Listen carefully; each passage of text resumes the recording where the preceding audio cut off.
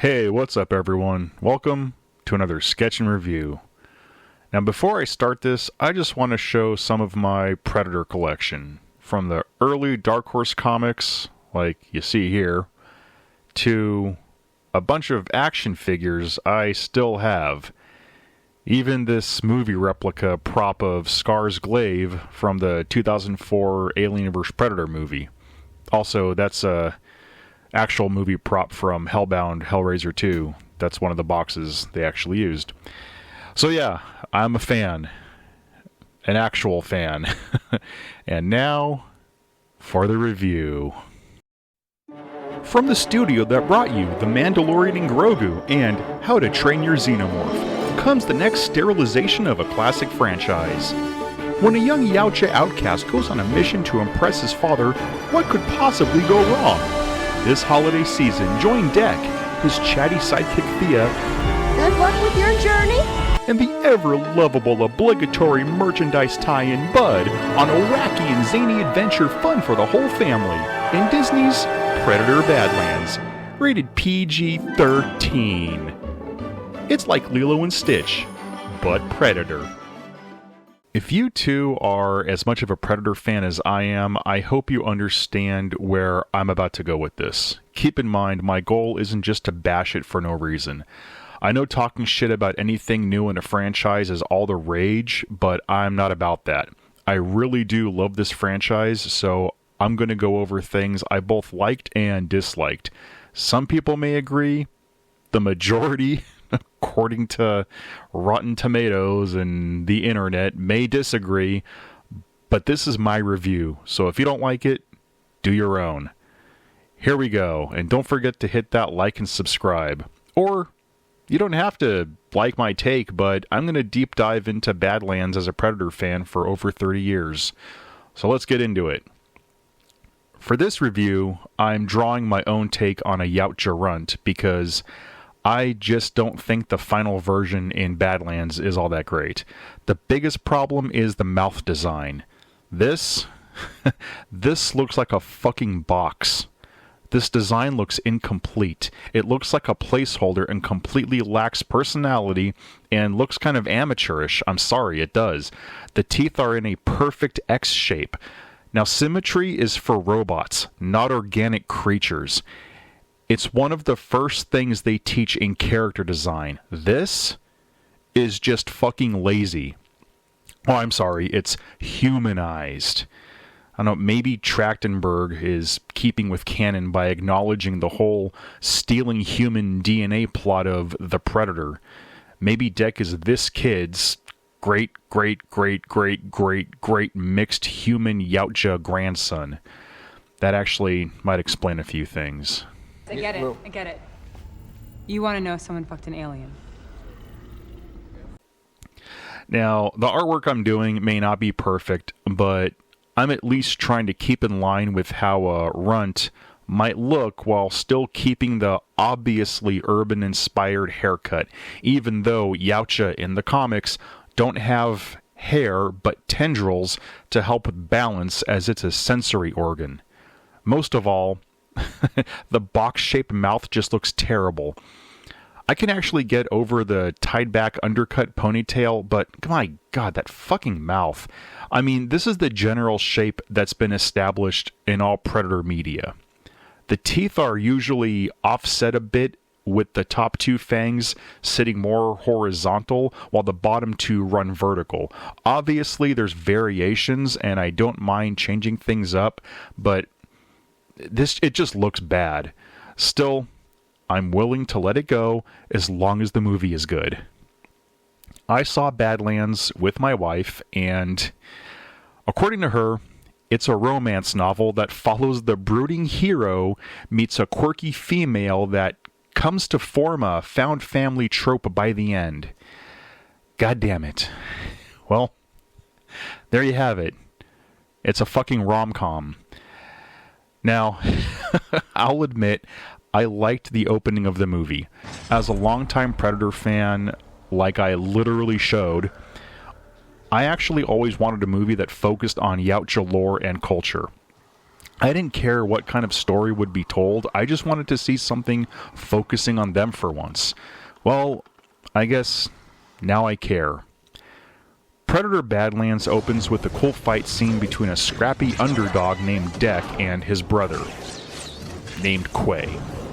Although it makes no sense why his brother cloaked himself, since predators, I mean Yautja, don't see in the same light wavelength as us. They see in a version of infrared as shown at the end of the first Predator movie, meaning using cloak on each other is pointless. Plus, they both had helmets, so just switch your vision mode, as shown in every movie since Predator 2. That's the first of many, many problems. Anyway, it taps into their harsh upbringing once their elder father appears. Deck eventually goes off on a hunt to prove that he's worthy of being considered Yautja and to be integrated with his clan. Here's the first problem, or technically the second problem. The plot. It's literally just rehashed from Trachtenberg's last movie, Prey. We've seen this before. This is for the people online saying, well, yeah, he goes on the hero's journey, there's only so many plots to use. Yes, it is the hero's journey, but there are a lot of different hero's journeys. Like RoboCop, for example, is a man stripped of his humanity and forced to do the bidding of his captors until he makes a human connection. That's one version of a hero's journey, been done in other movies. John Wick, the man on a quest for vengeance with nothing left to lose. The Matrix, about Neo, a chosen one warrior of prophecy set to free and enslave people from their soulless captors. That's two Keanu Reeves references, and I'm okay with that. Predator Badlands, though, is a hero's journey plot rehash of Prey. Deck is basically Naru. If you think I'm full of shit, let me explain. Now, obviously, there's differences between the two movies before people that just want to argue say something stupid like, what are you saying, that Naru was a predator? You're dumb. No. If that's what you think I'm saying, you're not fucking paying attention. A spoiler alert, as I'm going to go and hit specific scene and plot points from both movies. Prey opens with a scrappy underdog named Naru and her brother while he's teaching her to use a bow that she kind of sucks at. Naru eventually goes off on a hunt to prove herself. Badlands opens with a fight between Deck and his brother Quay, who's teaching Deck how to calm himself to fight better, which he kind of sucks at. Deck eventually goes off on a hunt to prove himself. Naru ends up trying to hunt a grizzly bear but fumbles her bow and she crashes into a river and has a close call with not just the bear but an invisible hunter also stalking the bear. She makes it to safety and is rescued by her brother's chatty friends. That's rescue number 1 at the end of Act 1. Deck crashes on the planet Yenna and has a close call with a bunch of nasty vines in a forest but makes it to safety. He gets poisoned by some dark plants and gets rescued by a chatty synth named Thea. That's rescue number 1 at the end of Act 1. Deck uses Thea as a tool on his hunt to find an unkillable beast. Naru has a dog that she uses as a tool on her hunt for an unkillable beast. Deck fights the beast but loses and gets captured by Will and Yutani synthetics. Naru watches her friends fight the beast but gets captured by French fur trappers. Deck gets rescued by his wisecracking android friend Thea. That's rescue number 2 and the end of Act 2. Naru frees herself and her brother. That's rescue number 2 and the end of Act 2. Deck then uses the environment to make weapons out of improvised animal parts, which actually was kind of cool, and he kills a bunch of white robot dudes in a prolonged battle sequence. Yeah, totally no social messaging there whatsoever. What's funny is Trachtenberg said in an interview that he originally envisioned Badlands taking place in World War II and having a hero predator just killing Nazis for 2 hours. I'm all for killing Nazis, actually. Really, I had family killed by actual Nazis in World War II, so maybe that might have been better. Huh. Anyway, in Prey, feral predator kills a bunch of white dudes in a prolonged battle sequence similar to Deck versus the synthetics in Badlands. Pattern recognition, anyone? At least a feral predator killed natives too, so he wasn't completely racist. Naru then uses the environment to create a ridiculous axe rope, scorpion-style spear for Mortal Kombat, and oh my god, like, I can understand when movies have some similarities, but aside from a few differences like Deck's brother sacrificing himself in the beginning, the fight against his father at the end, and Naru's brother living until the end, unlike Quay, Dan Trachtenberg basically just repurposed the plot from Prey and changed a few things around. It's the same fucking movie, only with a tonal shift to fit more with Star Wars or Marvel, which is now Disney, than a Predator movie, which is also now Disney. But Disney just has a way with things. Like, there's no excuse why a team of humans couldn't have been in this for the sole purpose of getting slaughtered. Obviously, Yautja breathed the same atmosphere as us, as seen in all the other movies, so it could have easily had an R rating. But no, we got, "This planet is too harsh for humans" bullshit. Predator is eventually going to cross over with Avatar, I'm calling it right now. Instead of a hard, gritty, Riddick-style one-man army badass exiled Yautja fighting for survival to be recognized as a warrior worthy of hunting humans and eventually xenomorphs, see how I kind of subtly slid that in there in a non-Disney forced way? We got a PG-13 Predator movie about friendship and waiting for his mom to arrive. I'm not kidding, and I wish I was. See, I don't mind expanding Predator lore in film, I really don't, but here's the issue. The tone in this was completely off compared to the rest of the franchise. Tell me, why did Thea need to be as annoying as possible, and why oh why was Bud a thing in this? Why? Oh yeah, Bud, the little baby monkey, oh yeah, Callisk. That was an obvious shoehorned in cute Disney creature marketing ploy. The movie could have worked without Bud. The campfire scene... Was that a joke? ...was where I mentally checked out of this movie. Holy fucking shit. And speaking of Bud, one thing other reviewers and general audiences missed was a major plot hole. See, Thea and Tessa apparently know everything about the planet Genna. Thea even knows how to speak Yautja. How the hell did Thea not know that Bud was a baby Callisk? What an odd critter. I've never seen you before. Yeah. Instead of trying to capture the big-ass mama, why not take the child since it has the same regenerative properties? They have literal footage of a former team getting killed by the Callisk, as well as a directory of all the flora and fauna. How did they miss that maybe, if the Alpha Callisk is too hard to capture, just take its child? This is Weyland-Yutani we're talking about. They're not above stealing babies.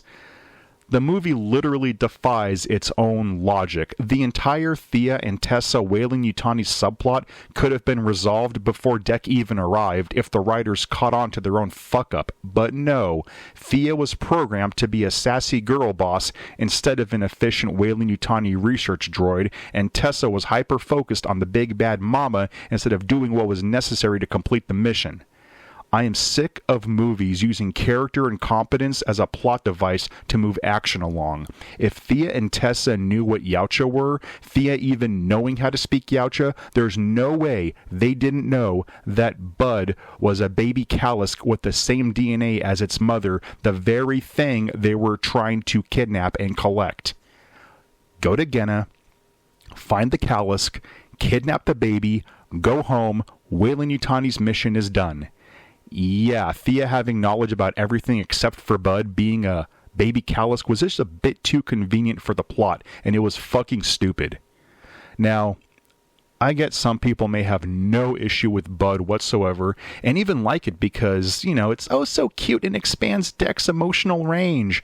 For those that were okay with this Disney bastardization, I want to see your Predator collection. No, really. I'm curious if longtime fans, not people that got into it because of Prey or Predator Killer of Killers, but fans since the 80s thought Bud elevated the movie. I'm sorry, but seeing Bud the rock monkey, baby Callisk, wave a severed synth arm and sneak up wearing a raincoat was stupid and doesn't belong in a Predator movie. The other thing is that Dek doesn't even kill the thing he was hunting.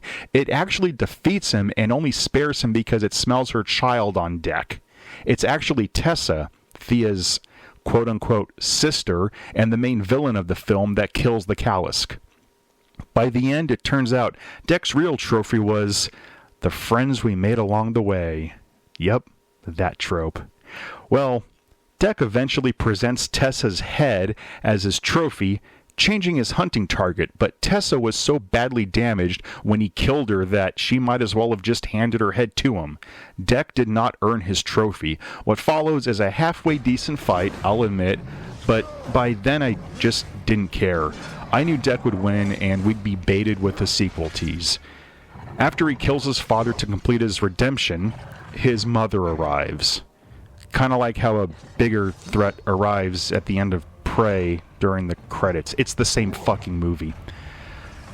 Dek is literally just Naru, except Naru earned her trophy. Kind of.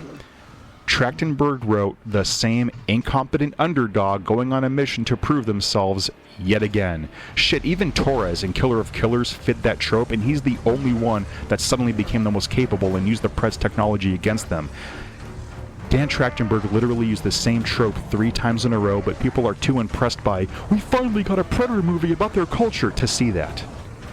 And really quick, for those hardcore fans defending it, I mentioned their cloak earlier, but again, why did Dek's father even bother cloaking himself when Yautja can see in a band of infrared, even without their helmet? Cloak only matters when hunting other species. Did Trachtenberg forget Preds can see each other when cloaked? That completely negates the opening fight and the end fight, since Dek would have seen his brother and his father. The comic series 3 World War covers this. Cloak doesn't work on other predators. Hell, it doesn't even really work on xenomorphs. I really was looking forward to seeing a Yautja-led movie, but not as a quirky buddy comedy. Predator movies aren't usually followed by, it was so emotional, and, oh my god, I love the cute sidekick, it was so funny. I can't believe you had a problem with it. You just don't know how to have fun. Save that shit for another franchise. This is the safest, most sanitized, feel-good, family-friendly Predator movie the only one that exists. And I hate to say this because I'm about to contradict everything I said, but maybe a safe, quirky girl meets outcast tough guy and they find a cute Disney merchandise creature that happens to be the child of the main monster Disney formula slop is what the franchise needed. And it might be a sign of the times that people don't want something a little more serious or with some grit. They want a brightly lit, constant camera movement, high contrast, forced humor, copy-paste, power of friendship story we've seen a million times before. And by saying that, it doesn't mean that I think they should have done another rehash of the old movies. Not at all. I really did like the premise of this. I thought Dek, as a character, minus his badly designed face, was fine. The movie had a decent opening. The Kalisk fight was actually kind of cool. Dek using the environment to fight was, again, that was cool. But the actual character interactions with Thea and Bud were so off the mark that it didn't feel like Predator anymore. It was a Marvel movie. And no, I'm not parroting other YouTubers or critics. It really felt like a Marvel movie while I was watching it. Or an episode of The Mandalorian. The Predator with Grogu. It's like Disney has a formula you need to follow when you make anything under their studio banner. As a lifelong Predator fan, this movie was pretty disappointing. I don't hate it as much looking back, but I'm not seeing how anyone that's an avid fan of the original would swear, oh my god, it's the best one since the original. But most people aren't lifelong Predator fans, and they just like safe PG-13 action and spectacle with an emotional journey, no matter what it is. This, for all intents and purposes, from tone to dialogue to film style, is a Disney movie first, and a Predator movie second. Maybe the next one can fit in a small musical number, and why not showcase the Yautja's love of art, music, and maybe even some romance. Call it Predator Love Hunt, and rate it PG. It was all spectacle with no substance unless you count lectures on friendship and a baby Kalisk mimicking Dek to bond as substance. It was literally Predator and Ewok adventure. The Predator and Grogu. The Muppets meet Predator. I'm tired of the ongoing trend for Disney to shoehorn in cute creatures and everything. Grogu and Mandalorian, the stupid eyeball in Alien Earth, Bud now and Predator. It's getting fucking stupid. I swear if Disney made a Hellraiser movie, they'd make it where Pinhead goes on a journey through hell to recruit new Cenobites, but meets a lovable little goblin and learns the true meaning of family, and Disney fans will call it the best Hellraiser since the first one. Anyway, if you think I'm completely full of shit, I at least hope you can see where I'm coming from. I don't care if you liked it. That's not my issue. Even the premise, like again, I said, I thought was cool, until I felt like I was watching a rehash of Prey mixed with Lilo and Stitch. Hell, if this is what it takes to maybe get a decent Alien vs. Predator movie with fucking Space Marines, then I hope that's the outcome. Just let Chad Stileski, the guy that directed John Wick, make it. Keep Trachtenberg the fuck away. All that said, was it a bad movie? No. I mean, The Room with Tommy Wiseau is a bad movie. Plan 9 from Outer Space is a bad movie. Dreamcatcher, oh Jesus Christ, Dreamcatcher is a bad movie. Everything You Bowl makes is a bad movie. So no, this was not a bad movie. It just wasn't a great movie. It was mediocre at best. But did it feel like a Predator movie? No, it did not. It felt like what Jason X was to the Friday the 13th franchise. Cheesy and campy, and the tone was completely off, but not quite a piece of shit like Jason Takes Manhattan. So no, I'm not here just to shit all over it. Like I said, it had parts I liked, even if the majority of my review is just bitching about it. My problem was that the parts I didn't like felt so out of left field for the franchise that, yeah, it kind of ruined some of the experience.